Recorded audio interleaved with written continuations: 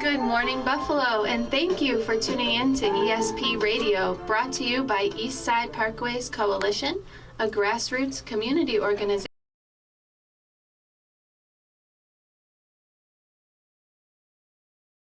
Humboldt Parkway. We're your hosts, Maddie Callanan and Morgan Baker. We invite you to get outside this weekend. We have several exciting events coming up. Today until 3 p.m., find us touching grass at the Groundwork Market Gardens plant sale at 52 Leslie Street. Our next community meeting will be Wednesday, May 20th from 5:45 to 7:30 p.m., graciously hosted by Lincoln Memorial at 641 Maston Avenue. And as always, we are accepting public comments about the Kensington Expressway project 24/7 at queencitycomment.com. For more updates, make sure to follow us at ESP Coalition on Instagram. You can support our show at eastsideparkwayscoalition.com/donate, and we really appreciate the generous support of our sponsors to keep this show on the air. And today on the show, we are really excited to welcome Steven Rosenthal, animator, cinematographer, editor, digital colorist, sound recorder, and founder of Karamax Studio. And yes, that is the pared down list of his accolades. Steven's end-of-life options documentary, Go Gently, has more than 200,000 views on Amazon Prime. His most recent documentary, It Is Up to Us, was produced with Stephen McKinley Henderson and received funding from New York State Council on the Arts and the Community Foundation for Greater Buffalo. Stephen, you're typically here with us on ESP Radio behind the camera, but it's great to have you in front of the mic today. Good morning. It's great to be here, and I can't wait for the introduction of the other producer of this. And that would be my job. Today, we are honored to be joined also by Stephen McKinley Henderson, a prolific Tony-nominated actor and theater educator, a former chair of theater and dance at the University at Buffalo, and the recent recipient of an honorary doctorate from Buffalo State University. You may recognize him from the 6 Oscar-nominated films he appears in: Dune, Fences, Lady Bird, Lincoln, Manchester by the Sea, and Extremely Loud and Incredibly Close. Mr. Henderson is the 2023 recipient of the Drama Desk's Harold Prince Lifetime Achievement Award.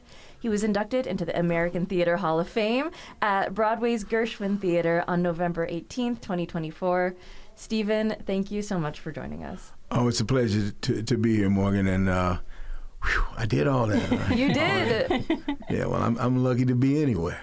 Yeah, but it's a pleasure to be here for this great cause and for what you guys represent and what you do. And I'm so glad that my friend Steven Rosenthal asked me to join him with this the documentary. It Is Up to Us, because everything we want, really, in terms of building community and keeping the community safe and healthy, it's up to us to do it. And so our documentary is just an attempt in these times to make sure we get something said. You know, if someone asks, if my grandchildren say, well, what were you doing, Granddaddy? Well, I'd like to make sure that I was on the right side of history. And I think that that's what you guys are doing is wonderful. And that's why we will be presenting your documentary, your and Steve's documentary, this Wednesday evening at the Jacobs School of Medicine, starting at 5:30. From what I understand, the film tells a brief history of racism in America with the hope of promoting equity. And we're so excited to be here discussing it with you. Absolutely. Your film is the winner of the Spotlight Documentary Awards of 2025. It was officially selected for the 2026 SR Socially Relevant Film Festival in New York, as well as the Paris Liftoff Film Festival of 2025. Stephen and Stephen, congratulations on the success of your film, and thank you so much for coming here to discuss it with us. I am confident that after this conversation, all of our listeners will join us on Wednesday for the screening of your film. Can you talk about what inspired you to make the film? He's pointing at me. Actually, I've been concerned about unfairness, social unfairness forever. I don't know why. But I finished reading a book that had just come out by Heather McGhee called The Sum of Us, S-U-M of Us, and finished it and went, okay, that's going to be my next documentary. And doing that, digging deeply into the facts, the actual history, as opposed to what's been trying to be erased now, that there's so many things that you go, no, that couldn't have happened. That didn't really happen. No, we're not that bad. Well, we've got an opportunity to fix it. And one of the things that became fascinating in the design of this, in learning about it, if you do a documentary and you know how it's going to end, it's propaganda. If you're doing a documentary trying to get as close to the truth as humanly possible, it tells you what to say. And one of the things was a guy named Terrence Robinson. The whole idea of what we could do as a city to improve from a health aspect, from every way you can imagine, that the Humboldt Parkway was a big part of that. And it started getting larger and larger and larger in the documentary, to the point where said, okay, now we're going to have to scale that back and do a whole documentary about that. So that's how I came here, and I knew in working with this that I needed to have somebody who knows the history and has lived the history and knows the culture. Steve and I grew up in the same country, but to a certain extent in different cultures, and was looking for somebody that would bring a modicum of wisdom, and instead got this amazing human being who we've spent hundreds of hours together, and he still drops things casually like, oh, the week I spent with Muhammad Ali, or when my dad introduced me to Satchel Paige. That doesn't happen every day. So how did you come to this, and it only how did you get one day sucked for into me, this? But I'm so glad that you picked on me, and I'm glad that Phil Noser, actor here in the city, of great conscience and commitment, suggested that you reach out. And so it was kismet, because I had been looking for a way to make a contribution to say how much I love this city, and how much I detest racism and bigotry and othernessing. And so it happened right after I was filming in Atlanta, and during the time I was filming a film called Civil War, as a matter of fact, and I got a week off, came back to Buffalo, and that's when the Tops murders occurred. And I knew I had to find a way to make some sort of statement that wasn't, celebrity driven or any of that. Something that was, and so I got the call from Stephen, and he was trying to create a tool. He wanted to have a tool that could be used to make sure that information that was being suppressed and trying to be erased, to really know America's history, and to embrace the fact that we have made some forward motion, that any progress that has been made, but to try to turn that back, we can never allow that. So we put together a documentary that traces to some extent the origins of the racism that is embedded in the Constitution almost, and also the progress that was made in the brilliance of our Constitution is that it can be altered, it can be adjusted, we can move forward, and we have moved forward, and we must continue to move forward. And the health issue, which is what is so important, when I realized that there was a thing called the Cancer Canyon, and that there was evidence of this, and generational evidence of it. You keep on learning as you get older, and I know from my childhood what urban renewal did to my neighborhood in Kansas City, Kansas, and across the country. So it's very important that there are these wonderful community leaders here in Buffalo who are addressing, an issue as large as the Eastside, Coalition. It's wonderful. So I'm just proud to be a part of this documentary. I have a question. Black folks in America, we live with the effects of racism and racial violence every day.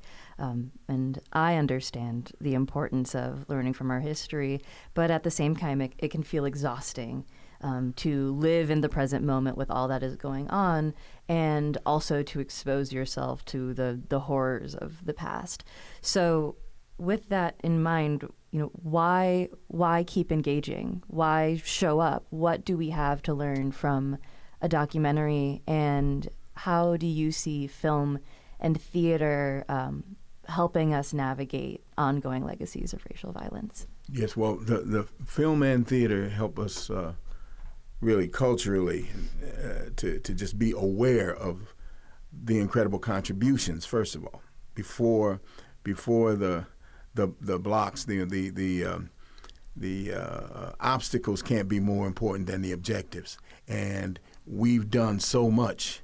And so first thing to do is to make sure that the generation whose eyes are just being opened realize what an incredible contribution they have made, and to make sure that there was an enslavement, but you were never a slave.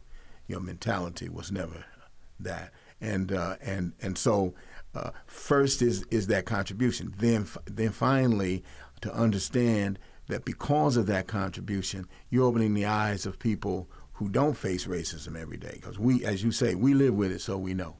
But there are other people who empathize, but they don't know. And so we have to, make sure that history is not erased. And but we're confronting more the overcoming of it than we are the horror of it, because there are things that are absolutely despicable that occurred, and we're not trying to wallow in that, but we're trying to make sure that and its evidence is here. So it's not like you got to tell somebody about something terrible because there's terrible things happening, but we must be prepared, and we must prepare the younger generation, every younger generation, to be ready to combat. And we have to join forces. As I say, it really is important that it's not just the racism that we face, it's the racism that other people really need to set aside, that they need to put it aside. They need to move past. So we're all learning, and eyes are opening all the time. So it's a great opportunity to give them something. I also see that there is some hope in the story. I know Dr. Henry Louis Taylor, who's featured in the documentary, he has said on previous occasions that, what is the quote? That Black folks have an undefeated record in the long arc of history. Yeah, that wonderful. Like when we pull up to the fight, it's a long fight, but that we've never lost, and not yet. And yet some of the things that we have a whole political culture now that says we're not a racist country, we've never been a racist country, and that if people who are in a position to make a difference don't know that that's not true, we're in trouble. And we're hit every day by, every news thing is, this is breaking news, and we've already forgotten the breaking news from 15 minutes ago. A question for everyone listening now: what year was the first federal anti-lynching law in the United States of America passed? A guess? Guess? This is something that I would think we would remember.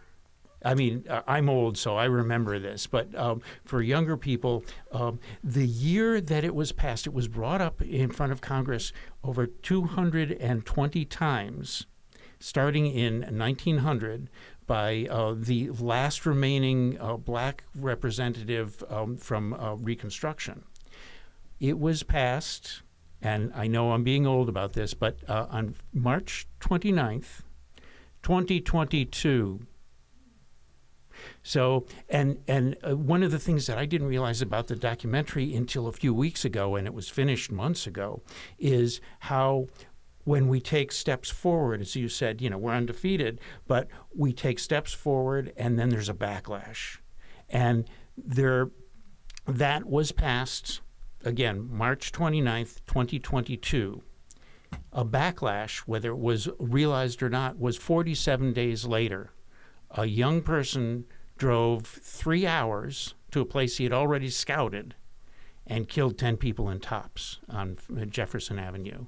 So that's a step forward and a step back. And for too many white people who don't know any of this history and don't want to know, it's something that we're not going to get better till we face the truth and then do something about it. And that's one of the reasons that's so wonderful to be here, that ESP is doing something right here local that can make a difference for all of us for the next 100 years if we do something right. That costs less than what's proposed, which would not do any of those things. But I brought my little tiny soapbox and I'll put it away now. Do not put it away. One of the things that I really appreciate about your film is that it helps viewers understand, whatever their starting point is, the history of racism in the United States as much as you can within 75 minutes. And I'm wondering, how is that context important when we're talking about Humboldt Parkway? Why is it important to understand that this isn't just a conversation of one street in one city in the country, but rather a conversation of a history of hundreds of years of racism? A victory one place is a victory everywhere, and it also sets an example. And the best thing you can do is be a living example to others. But the context, you have to know where you've come from. You got to know how you arrived here in order to go forward. And it's very important to know who your allies are, because we can do so much ourselves on our own, but it's important to know who your allies are. So without that context, it's as if you never had a conversation with your grandmother, or you never had a conversation with your grandfather. Like you never knew where they came from, and you just start, and it's like it's just you against the world, and it's not just you against the world. And so you need to know how your muscles got made so you can use them. And so the context that we find ourselves in, and I keep going back to that term, urban renewal, because it was such a sham. It was such a sham. And it destroyed neighborhoods and gardens that don't exist anymore. And it's horrible to see, because I know from my childhood, to not be able to go back. A lot of people can go back and say, I went back to the old neighborhood. Well, I can't do that, because the old neighborhood was destroyed, purposefully, intended to be destroyed. And so we need to preserve what we have and restore what was lost. And can you explain this idea of urban renewal for listeners who might not know, and how Humboldt Parkway exists within the context of urban renewal? Well, I'd really like them to come out. I'd really like them to come Wednesday and see the film. That's the way I would love for them. We give you the real skinny on urban renewal if you come and see the film and support this organization and this radio station. One of the things about history is that we can think about, okay, bad things happened a long time ago, but one of the things in the documentary is how much we're affected by stuff today, and will be 30 years from now by what we do today. And a few weeks ago on this program, Dr. Jamal Williams, who's an he's a neuroscientist. Epigenicist? No, he would never claim that. And that was something that was new to me. And we happened to have a student of his and soon-to-be doctor of medicine sitting here who didn't get a formal introduction. But Morgan, could you tell just how just medical problems that were faced by our parents and grandparents are affecting the way our kids will be? Mm-hmm. Yeah, I mean, mass starvation events are a kind of hallmark example of this, where South Asians, like the proportion of South Asian folks with diabetes is a lot higher than we would expect, and part of the reason is that their ancestors were starved, and their bodies adapted to starvation by modifying how their DNA was expressed. And those modifications, they're not, it's not changing the blueprint, you're just changing what gets copied. And those changes can be inherited. And so now downstream, we have diabetes as a major metabolic disease affecting not only South Asian populations, but really the descendants of any population that has experienced starvation.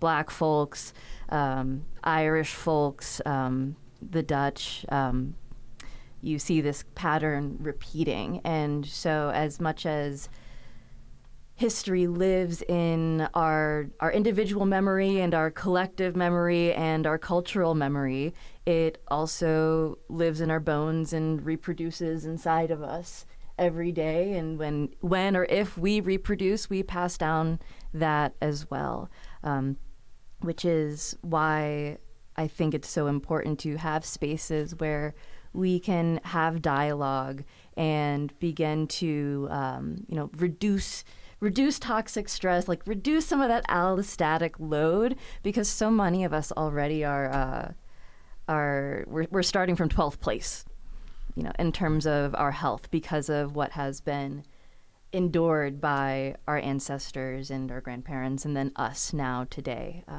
And as much as I hate it, this is the most annoying thing, right? When you go to the doctor and they're like, you're too stressed. You're sick because you're stressed. And sometimes they use that as a red herring, or it's an anchoring bias. They can't see past, like, what do you mean I'm stressed? I live next to a highway and all my kids have asthma now. But the dialogue gives us an opportunity to intervene from a different angle. And that's why I do this program. Just the idea of, one of the problems with the Kensington Expressway is that it's noisy. Who cares? That's not a big thing. And then I took a decibel meter and had it on a suburban street, and it was about 35 decibels, which is a whisper. And then I brought that same thing, not during peak traffic, to one of the Terry Robinson's house right on the Humboldt Parkway, and it was 85. Now that's louder than an airplane taking off, not a jet, it's but not still. Even safe for a baby And to be around. No, the stress that goes on all the time becomes what Dr. Kenyani Davis calls weathering. And so if you want to have a wonderful session with Dr. Davis, she's a major. In fact, she has more time in the documentary than anyone except, I've forgotten the guy's name, Stephen McKinley Henderson. That's right. She deserves every minute of it, and she can have more if she wants it. And by the way, Stephen is a brilliant actor, and actors usually are using other people's words. That's what they do.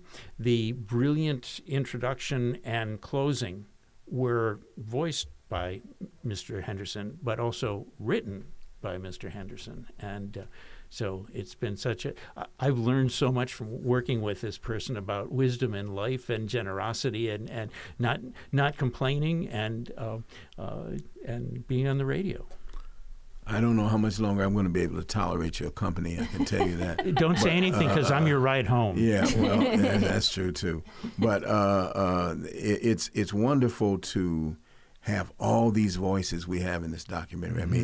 I mean, we have some people who have really walked the walk, and they've been on the front line for a long time, and it's wonderful to have them together in this documentary. And there's so much that we can't really put into words. You can talk a thing to death, but you can't talk it to life.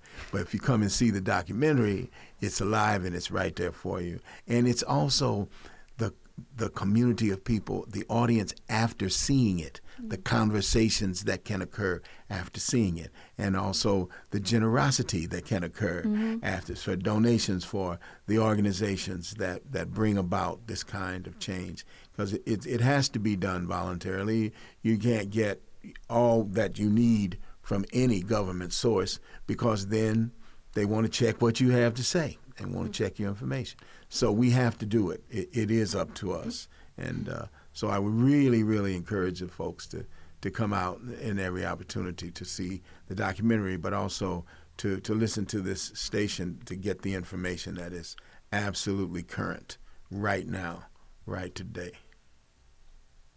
Wonderful.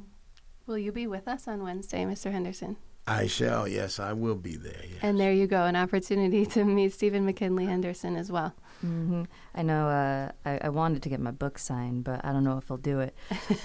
Speaking of books, I know we've only got a few minutes left, but my high school theater teacher would be so disappointed if I didn't ask you about August Wilson and what he or his work might have to say about this moment. We know. Well, the first thing I need to say is that the great Ruben Santiago Hudson, from Lackawanna Blues and so on and so forth, and now currently nominated for his role as Bynum in Joe Turner's Come and Gone on Broadway with Cedric the Entertainer and Taraji P. Henson. But when August decided to write a play for each decade of the 20th century, he had already written 3 plays, and someone commented to him, each of your plays is in a different decade. That happened organically with him, and then he set about writing a play for each decade of the 20th century. And many times in those plays, it is about land, possession.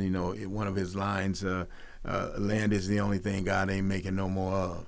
And what August did was take the wisdom of our ancestors, the wisdom of those who came before us, and as they encountered the English language, they expressed it in a very poetic way, and he exalted that. And the language in our August Wilson play is absolutely eloquent and beautiful, but it's based in blues because it's based in the African's American journey. And so anyway, I could talk about August a long time. We'd do that another time. Mm-hmm. Well, all I got to say about that is that I want my ham. I want that parkway restored. And it shouldn't take an act of God, right? I think we have enough man, woman, people power in this room, in this community to make something happen. All right, that's our time today.